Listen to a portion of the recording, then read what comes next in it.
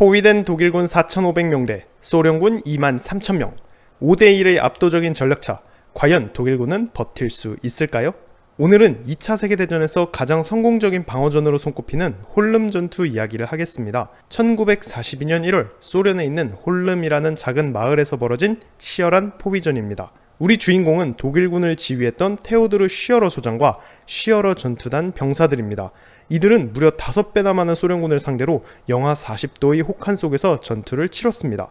오늘은 독일군이 포위된 과정과 방어전에 대해 자세히 분석하겠습니다. 전투 배경: 독소전쟁이 한창이던 1941년 11월 독일은 소련에서 대승리를 눈앞에 두고 있었습니다. 독일 국방부는 전쟁 시작 단 6개월 만에 대한민국 면적의 49배에 달하는 드넓은 소련 땅을 점령했습니다.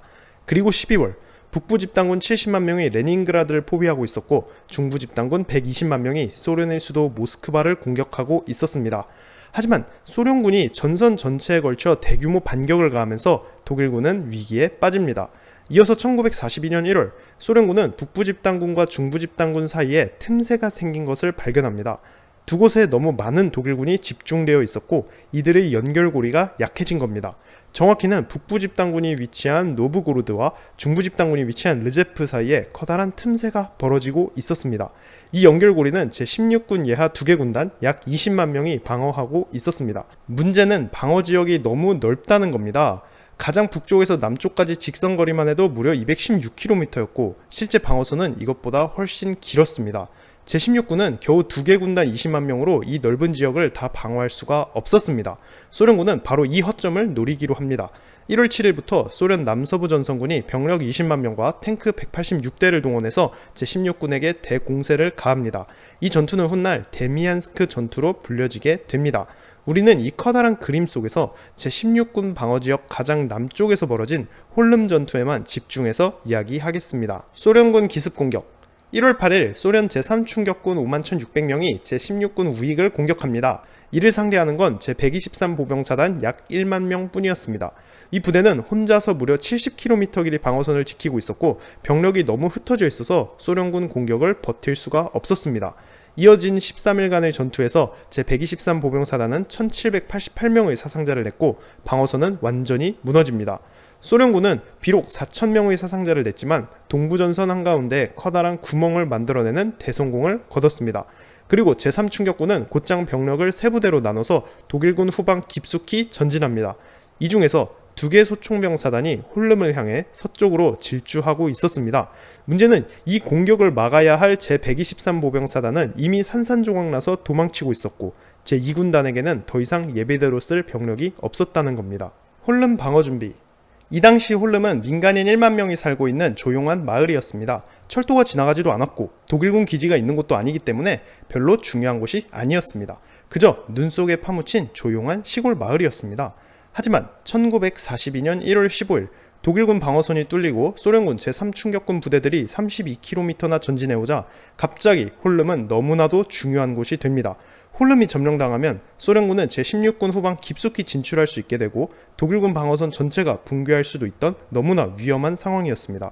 당시 홀름에 주둔하고 있던 독일군은 제281 보안사단 뿐이었습니다. 그리고 경찰관 출신의 테오도르 쉬어러 소장이 이 부대를 지휘하고 있었습니다. 문제는 제281 보안사단은 정규 전투사단이 아니라는 겁니다.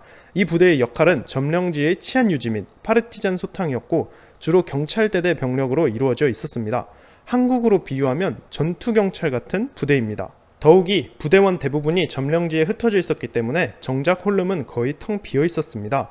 홀름에는 한 개 예비역대대와 공병대대 일부만 남아있었고 사실상 방어병력 자체가 없었습니다. 지휘관인 쉬어러 소장 역시 홀름에서 72km 떨어진 로크냐에 있었습니다. 로크냐에는 철도가 지나고 있었고 홀름을 지원할 수 있는 사실상 유일한 독일군 거점이었습니다. 한편 방어선이 돌파되자 독일군 지휘부는 어떻게든 후방의 잡다한 부대들을 모아서 홀름 방어를 준비해야 됐습니다. 우선 1월 16일에 제123 보병사단의 패잔병들이 홀름에 도착합니다. 이 부대는 제416 보병연대 1200명으로 이루어져 있었습니다. 이들은 퇴각하는 과정에서 장비 대부분을 잃은 상태였고 부대원의 25%가 동상에 걸려있는 상태였습니다. 어쨌든 제416 보병연대는 홀름 동쪽에 방어선을 구축하고 원군을 요청합니다. 당장 지원 갈 수 있던 유일한 부대는 쉬어러의 제281 보안사단밖에 없었습니다. 쉬어러는 급하게 흩어져 있던 부대원들을 집결시키는 한편 본인도 홀름으로 출발할 준비를 합니다. 그리고 독일군 지휘부가 덴마크에서 출발한 제218 보병사단을 쉬어러한테 보내줍니다. 하지만 이 부대가 한 번에 다 도착할 수가 없었고 상황이 너무 위급했습니다. 때문에 쉬어러는 제218 보병사단 부대들이 도착하는 대로 바로 홀름에 투입합니다. 우선 루크냐에 있던 제386 보병연대와 한개 포병대가 홀름으로 출발합니다. 쉬어러는 전투식량 2만 인분과 탄약 13,000발도 홀름으로 보냅니다. 루크냐에서 홀름까지는 철도가 없었기 때문에 모든 수송작전은 하나뿐인 도로를 통해 이루어졌습니다. 하지만 폭설과 파르티잔 공격 때문에 이 도로를 계속 이용하기가 무척 어려웠습니다. 소련군 파르티잔 공격 1월 17일에서 18일 사이 제2레닌그라드 파르티잔 여단이 홀름을 공격합니다. 독일군 지원부대가 오기 전에 소련군이 선수를 친 겁니다. 이 소련군은 정규 부대가 아니고 소련인들로 구성된 빨치산, 즉 게릴라 부대였습니다. 1월 17일에 800여 명의 파르티잔은 세 방향에서 홀름에 접근합니다. 그 시점에 홀름의 독일군 방어는 아직 약했습니다. 그리고 소련 정규 부대 역시 도착하지 않은 상황이었기 때문에 독일군은 방심하고 있었습니다. 덕분에 소련군은 쉽게 마을 내부까지 접근할 수 있었습니다. 이어서 1월 18일 새벽 4시에 소련군은 독일군 본부에 총공격을 가합니다. 독일군은 완전히 허를 찔렸습니다. 이 전투에서 독일군 차량기지가 완전히 파괴되고 마을 사령관이 전사합니다. 이 사진은 소련군 공격으로 파괴돼서 홀름에 버려진 독일군 트럭들입니다. 트럭 위에 눈이 수북히 쌓여있는 것을 볼 수 있는데요. 이처럼 홀름 포위전 기간에는 정말 많은 눈이 내렸고 소련군과 독일군 모두 눈 때문에 기동하는데 큰 어려움을 겪었습니다. 쉬어러 전투단과 요새 파르티잔 습격 직후 독일군에겐 다행히도 쉬어러 소장과 1000명의 지원병력이 소련 제3충격군보다 먼저 홀름에 도착합니다. 그렇게 홀름에는 총 3158명의 독일군이 모이게 됩니다. 각종 패전병과 경찰병력, 예비역 부대와 건설부대 등등 온갖 병사들이 다 섞여 있는 잡탕부대였습니다. 여기에 지휘관 이름을 따서 쉬어러 전투단이라는 이름이 붙여집니다. 이 사진은 홀름에서 병사들과 이야기하고 있는 쉬어러 소장입니다. 독일군 병사들이 하얀색 설상 위장복을 입고 있는 모습을 볼 수 있습니다. 이 사진 역시 홀름에서 촬영된 쉬어러입니다. 사진 속에서 본인은 밝게 웃고 있지만 사실 전화기 워낙 불리했기 때문에 홀름에서 쉬어러는 많은 고생을 했습니다. 한편 쉬어러는 소련군이 도착하기 전에 홀름을 최대한 요새화하려고 했습니다. 하지만 독일군에게는 철조망도 없었고 지뢰도 부족했기 때문에 방어전 준비가 쉽지 않았습니다. 반면 히틀러는 홀름에 파스텅, 즉 요새라는 이름을 붙여줍니다. 이건 다시 말해서 쉬어러 전투단에게 퇴각하지 말고 목숨 걸고 요새를 사수하라는 뜻이었습니다. 쉬어러한테는 다행히도 홀름은 방어전을 펼치기 괜찮은 곳이었습니다. 우선 마을은 방어하기 좋은 고지대에 위치해 있었습니다. 그리고 사진에서 볼 수 있듯이 튼튼한 석조 건물이 많았습니다. 독일군은 이 건물들을 요새화할 수 있었습니다. 물론 이 독일군들 뒤에 보이는 것처럼 석조 건물이라고 해서 포탄을 다 버티는 건 아닙니다. 이렇게 다 깨지고 무너지고 했습니다. 그럼에도 어느 정도 외형은 유지할 수 있었기 때문에 독일군이 요새로 활용했습니다. 여기에 더해서 이 사진처럼 마을 외곽에 참호를 파서 방어선을 구축했습니다. 이 사진은 홀름의 참호 안에서 적진을 관측하고 있는 독일군 장교의 모습입니다. 근데 오른쪽 사람 표정 보이시나요? 아, 춥다, 집에 가고 싶다 라고 생각하는 것 같습니다. 그도 그럴 것이 홀름에 투입된 제218 보병사단은 불과 2주 전만 해도 덴마크에 배치되어 있었습니다. 병사들은 여기서 1년째 해안 경계만 하면서 평화로운 시간을 보내고 있었습니다. 그런데 1942년 1월에 갑자기 동부전선으로 보내진 겁니다. 그것도 진짜 재수없게 하필이면 도착한 곳이 홀름입니다. 행복한 나날을 보내던 병사들은 기차를 타고 무려 2000km 넘게 달려서 춥고 잔인한 격전의 현장에 떨어졌습니다. 단 몇 주 만에 이렇게나 운명이 뒤바뀐 독일군 부대는 흔치 않습니다. 소련군 첫 번째 공격. 한편 동쪽에서 소련군 제33 소총병사단이 홀름에 접근 중이었습니다. 이 소련군도 대단한 게 영하 40도의 혹한 속에서 무려 110km를 행군해서 홀름까지 온 겁니다. 그리고 제33 소총병사단은 마을 동쪽에 있던 독일군 패전병들을 쫓아내고 방어선을 돌파합니다. 그렇게 마침내 홀름에 다다릅니다. 1월 21일 새벽 2시 소련군은 세 방향에서 홀름을 공격합니다.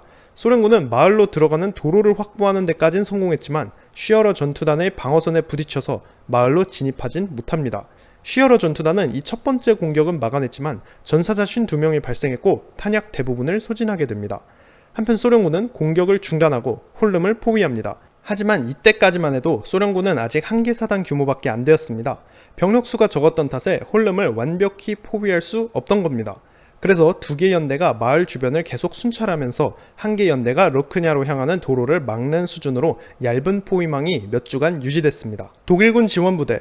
한편 로크냐에는 독일군 지원부대가 계속 도착하고 있었습니다. 제218 보병사단 우커만 소장은 로크냐에 집결한 약 1000명의 병력으로 홀름의 독일군을 지원하는 임무를 맡게 됩니다. 이 부대에는 우커만 전투단이라는 이름이 붙여집니다. 1월 25일에서 28일 사이에 우커만 전투단은 소련군 포위망의 틈새를 만들어냅니다. 그리고 제386 보병연대 예하 2개 중대, 그리고 제10기관총대대 병력 130여 명을 추가로 홀름에 투입할 수 있었습니다.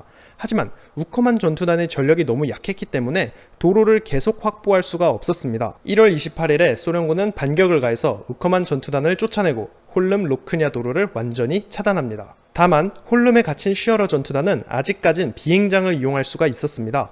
1월 29일에서 2월 1일 사이에만 독일 공군 Ju-52 수송기들은 총 42번 비행장에 착륙했고 부상병 379명을 후송시킵니다. 수송기뿐만 아니라 GO-242 글라이더도 수송 임무에 자주 쓰였습니다. 이 사진은 홀름에 착륙해 있는 글라이더의 모습입니다. 그리고 이 사진은 글라이더에 탑승하고 있는 홀름에 주둔한 독일군 병사들입니다. GO-242 글라이더는 한 번에 병사 21명 혹은 2.7톤의 물자를 수송할 수 있었는데요. 홀름 전투 내내 독일군이 많이 이용했습니다. 이렇게 공군이 계속 수송 작전을 펼쳤기 때문에 쉬어러 전투단은 농성을 지속할 수 있었습니다. 소련군 두 번째 공격. 1월 24일에서 26일 사이 소련군 제33 소총병사단은 탱크를 동원해서 두 번째 공격을 가합니다. 공격은 밤에도 계속되었고 치열한 전투가 전개되었습니다. 문제는 이때 엄청난 폭설이 내렸는데 눈 때문에 소련군이 이동하기가 어려웠습니다. 당시에 눈이 얼마나 왔는지 알 수 있는 사진입니다. 그리고 눈이 너무 많이 내려서 병사들이 물자로 옮길 때 썰매를 써야 할 정도였습니다. 기록에 의하면 하반신이 다 묻힐 만큼 많은 눈이 내렸다고 합니다. 이 때문에 소련군은 눈이 적게 쌓인 방향에서 거듭 공격을 가했습니다. 덕분에 독일군은 적이 어느 방향에서 공격해올지 쉽게 예상할 수 있었고 소련군에게 큰 피해를 줬습니다. 하지만 소련군은 집요하게 공격했습니다. 그리고 제164 소총병연대가 홀름의 하나뿐인 비행장을 점령해버립니다. 쉬어러는 다급하게 반격을 명령했고 독일군은 치열한 전투 끝에 간신히 비행장을 되찾습니다. 전황이 어려운 탓에 쉬어러는 독일 공군 폭격기 지원도 요청했습니다. 하지만 날씨가 안 좋은 탓에 폭격기들이 작전을 펼칠 수가 없었습니다. 그러자 쉬어러는 마을 밖에 있던 우커만 전투단한테도 연락합니다. 보고만 있지 말고 좀 도와줘라 고 요청을 한 겁니다. 하지만 우커만 전투단은 전력이 너무 약해서 자체적으로 소련군 포위망을 뚫을 수가 없었습니다. 그렇게 쉬어러 전투단은 1월 마지막 주의 전투로 총 500명의 사상자를 냅니다. 그리고 마을의 식량 창고도 불타서 보유한 식량의 절반을 잃습니다. 그런데도 독일군은 정말 끈질기게 버텼습니다. 반면 소련군 피해도 컸습니다. 공격을 진행하던 제33 소총병사단의 2개 연대는 병력이 겨우 600명밖에 안 남은 상태였습니다. 1월 초에 공세 시작할 때만 해도 4,000명의 병력이 있었습니다. 즉 전투 시작 한 달 만에 부대원의 85%가 죽거나 다쳤다는 뜻입니다.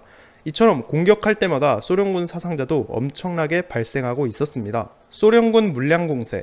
2월이 되자 소련군 제33 소총병사단은 전력이 너무 감소해서 더 이상 공격을 진행할 수 없는 상태가 됩니다. 여기서 궁금한 점이 생깁니다. 분명히 소련군이 더 유리한 상황인데 왜 이렇게 사상자가 많은가? 입니다. 상식적인 지휘관이라면 기계화 장비가 부족해서 그렇구나, 혹은 공군 지원이 없어서 그런가? 또는 우리가 맨날 보병 돌격만 시도해서 사상자가 많구나 등등 여러 문제점을 생각해 볼 겁니다. 하지만 소련군 지휘부의 해답은 간단했습니다. 단순하게 우리가 숫자가 부족하구나, 그럼 병력 더 보내면 되겠네 라고 생각한 겁니다.